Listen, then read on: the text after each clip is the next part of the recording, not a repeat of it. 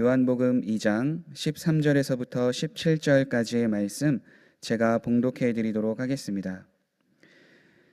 유대인의 유월절이 가까운지라 예수께서 예루살렘으로 올라가셨더니 성전 안에서 소와 양과 비둘기 파는 사람들과 돈 바꾸는 사람들이 앉아 있는 것을 보시고 노끈으로 채찍을 만드사 양이나 소를 다 성전에서 내쫓으시고 돈 바꾸는 사람들의 돈을 쏟으시며 상을 엎으시고 비둘기 파는 사람들에게 이르시되 이것을 여기서 가져가라. 내 아버지의 집으로 장사하는 집을 만들지 말라 하시니 제자들이 성경 말씀에 주의 전을 사모하는 열심이 나를 삼키리라 한 것을 기억하더라.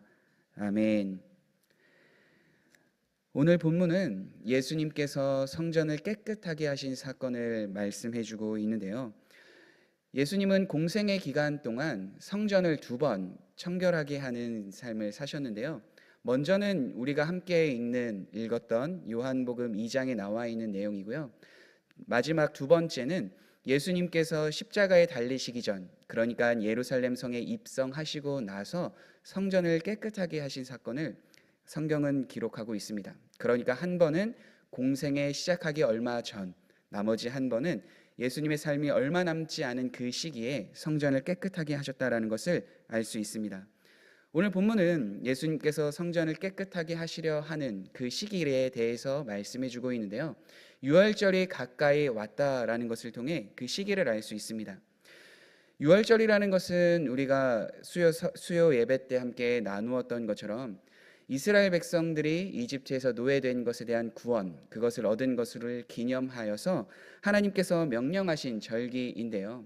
특별히 유월절뿐만이 아니라 하나님께서는 맥추절과 수장절, 그러니까 이스라엘의 3대 절기를 말씀해 주시며 그 절기가 되었을 때에는 이스라엘의 성인 남자들이 다 예루살렘 성에 와야 되고 성전에서 자신들의 제물을 드려라 라고 말씀을 해주셨는데요.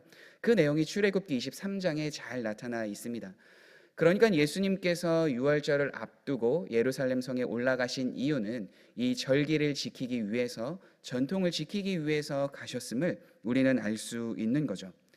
그런데 예수님께서 성전에 가셔서 이 절기를 지키려고 가셨는데 그 상황이 너무나도 놀라운 상황이 펼쳐졌습니다. 성전 마당, 그러니까 이방인의 뜰이라고 하는 곳에서 소와 양, 비둘기를 파는 사람들, 특히 돈을 바꾸며 하는 환전하는 사람들이 그곳에 모여 있었던 거죠. 물론 이것 자체가 잘못된 것은 아닙니다. 왜냐하면 당시 이스라엘은 로마의 지배를 받고 있었기 때문에 그들이 사용하고 있었던 화폐는 로마 화폐였던 거죠. 그런데 로마 화폐는 그때 당시에 황제의 얼굴이 새겨져 있거나 우상에 관련되어져 있는 그 새김이 있었던 돈이기 때문에 그것을 직접적으로 하나님 앞에 바칠 수는 없었어요. 그렇기 때문에 그 성전 앞에 이방인 뜰에는 먼 곳에서 온 혹은 이방인들이 하나님 앞에 제사를 드리기, 예물을 드리기 위해서는 환전하는 것이 필요했기에 그것이 가능했던 거죠. 그리고 거기에 왜 비둘기 파는 사람, 소와 양을 파는 사람들이 있었는가? 거리가 아주 먼 곳에서부터 유대인들이 또 이방인들이 그곳에 와서 예물을 드려야 됐기 때문에 그 예물은 마땅히 하나님께 드리는 것이기에 흠이 없는 것으로 드려야 했어요. 먼 길에서 오다 보니까 자신이 갖고 온 재물이 흠이 날 수 있잖아요. 그렇기 때문에 먼 거리에서 오는 사람들을 배려해서 하나님께서는 먼 거리에 오는 사람들은 직접적으로 돈을 갖고 와서 거기에서 재물을 사서 하나님 앞에 바칠 수 있도록 그 말씀을 해 주셨죠. 그것이 신명기 14장 24절과 26절에 기록되어져 있습니다. 그러나 내 하나님 여호와께서 자기의 이름을 두시려고 택하신 곳이 내게서 너무 멀고 행로가 어려워서 내 하나님 여호와께서 그 풍부히 주신 것을 가지고 갈 수 없거든 그것을 돈으로 바꾸어 그 돈을 싸가지고 내 하나님 여호와께서 택하신 곳으로 가서 내 마음에 원하는 모든 것을 그 돈으로 사되 소나 양이나 포도주나 독주 등 내 마음에 원하는 모든 것을 구하고. 그러니까 이방인 뜰에서 소와 양과 비둘기를 파는 거 잘못된 게 아니죠. 환전하는 것 또한 잘못된 것은 아닙니다. 그런데 그 말씀을 행하고 있는 그 사람들의 태도, 그 마음이 잘못되었다라는 것을 예수님은 알려주고 계신 거예요. 예수님 당시의 성전은 하나님께서 배려해 주시고 사랑으로 그 모든 것들을 하나하나 행하시는 그 모든 것들이 다 변질되어져 있었습니다. 상인들은 그곳에 온 사람들에게 터무니없는 가격을 매겨서 자신들의 이익을 취하였을 뿐만 아니라 환전하는 사람들도 많은 수수료를 갖고 또 그것의 이익을 갖기 위해서 그러한 일을 행하였던 거죠. 심지어 그곳에 있었던 제사장들도 그것을 눈 감아주면서 돈을 받는 일들이 그곳에 일어났다고 기록하고 있습니다. 그러니까 종교적인 형식은 그곳에 남아 있을진 모르지만 그 마음의 중심, 그들이 가지고 있어야 될 그 마음이 변하게 된 거죠.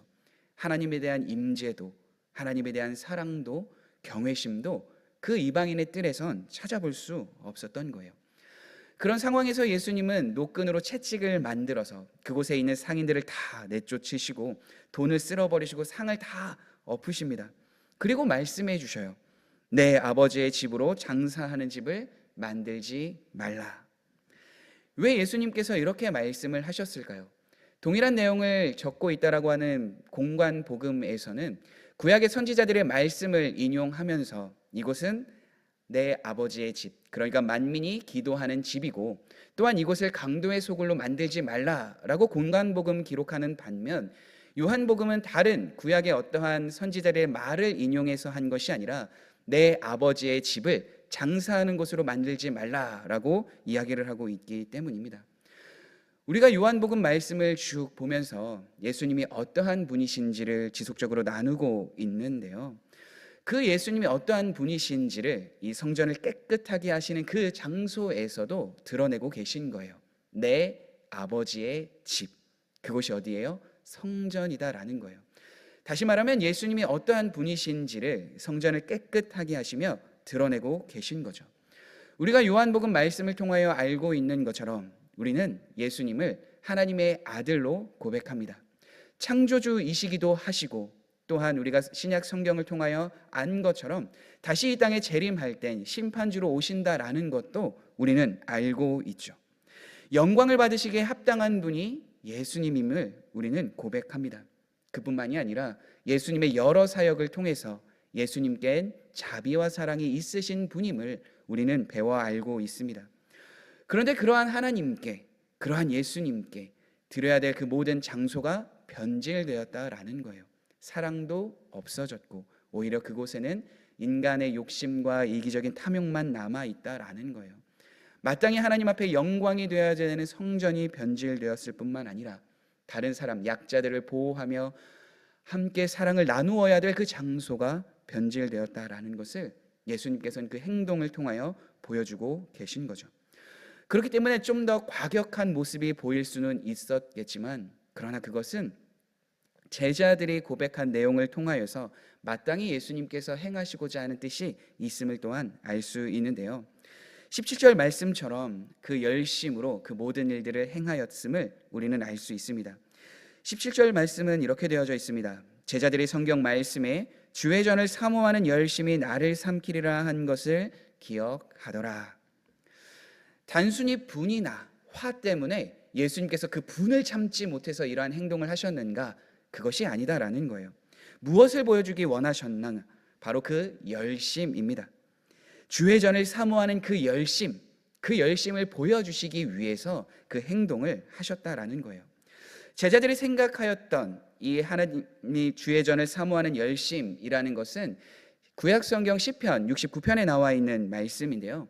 이것은 당시 다윗이 하나님의 집과 하나님의 영광을 위하여 그 열심을 낸 것을 주변의 사람들이 질투하며 주변의 사람들에게 비난받았다라는 내용을 담고 있습니다. 그러니까 어떻게 보면 예수님이 이러한 다윗이 하나님을 생각한 그 마음과 뜻으로 행하였던 행동으로 인하여 주변의 사람들에게 비난받았어도 그 열심을 멈추지 않았던 것처럼 예수님께서도 동일하게 다른 사람들의 시선, 다른 사람들의 판단, 그것을 인식해서 이러한 행동을 하신 게 아니라 그 안에 있었던 하나님을 향한 열심, 갈망을 보여주시기 위해서, 그것을 깨닫게 하시기 위해서 이러한 행동을 하셨다라는 거죠. 예수님께서 이러한 열심을 보여주신 이유는 다른 이유가 아닙니다. 마땅히 성전에서는 사랑과 자비와 하나님의 영광이 마땅히 드러나야 하는데 그러한 모든 것이 없어졌기에 그러한 열심을, 그러한 마음을 그들이 회복하고 그들이 바라봐야 한다라는 뜻으로 이러한 행동을 하셨던 거예요. 하나님이 받으시는 예배는 다른 예배가 아닙니다. 인간의 상상이나 어떠한 욕망이나 욕심으로 드려지는 것이 결코 아닙니다. 인간의 어떠한 것이 기준이 된다라면 그것에 있는 기준은 마땅히 인간의 탐욕과 욕심으로 인하여 충분히 변질될 수 있기 때문이죠. 그래서 하나님이 받으시는 예배에 대해서 예수님은 시편의 말씀을 인용하시면서 그것을 깨닫게 하시면서 그 열심으로 그 모습을 나타내 주셨던 거죠. 사랑하는 성도 여러분, 물론 우리가 생각하는 성전은 어떠한 건물이나 어떠한 외형적인 모습은 아니죠. 왜냐하면 신약 성경을 우리가 함께 나눌 때에는 우리의 몸이 곧 성전임을 우리는 잘 알고 있기 때문입니다.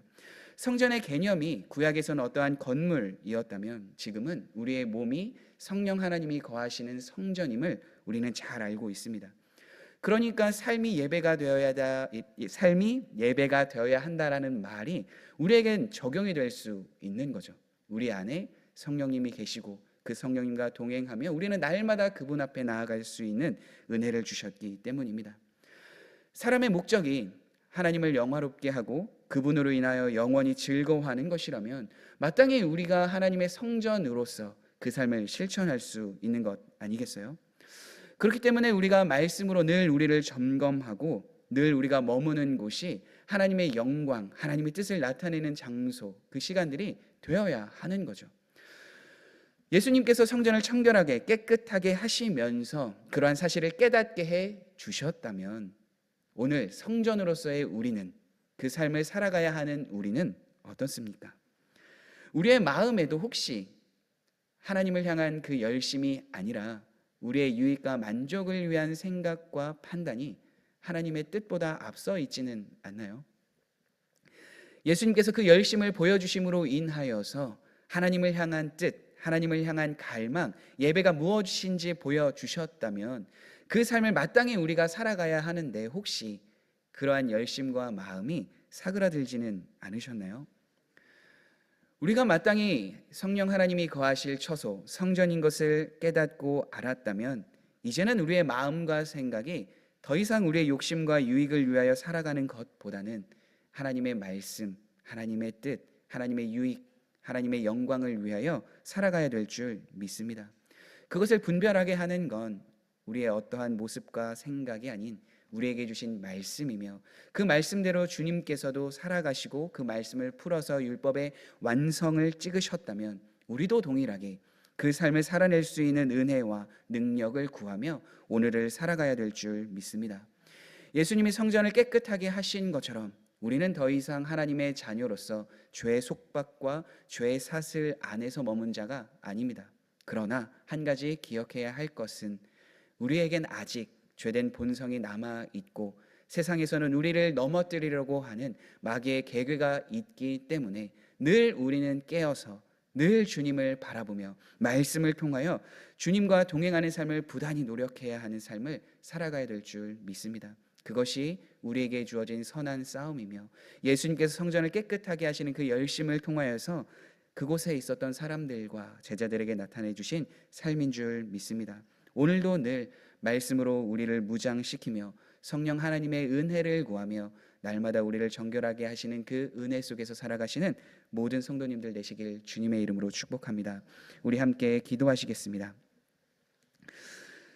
사랑과 은혜가 많으신 하나님, 늘 우리는 부족하고 연약하여 하나님을 바라보지 못하는 삶을 살아갈 때가 있습니다. 그러나 주님은 그러한 우리를 포기하지 않으시고 날마다 주님의 곁에 설 수 있도록 우리를 인도하여 주시는 우리의 주인이시자 우리의 구원자이시자 우리의 삶을 친히 인도하여 주시는 목자이신 줄 믿습니다. 그 삶을 늘 살아낼 수 있도록 말씀과 기도로 우리를 거룩하게 하여 주시고 또한 그 삶을 통하여서 이전보다 더욱 주님을 사랑하며 하나님의 영광을 위하여 나아가는 우리 모든 성도님들이 되게 하여 주옵소서. 예수님의 이름으로 기도드립니다. 아멘.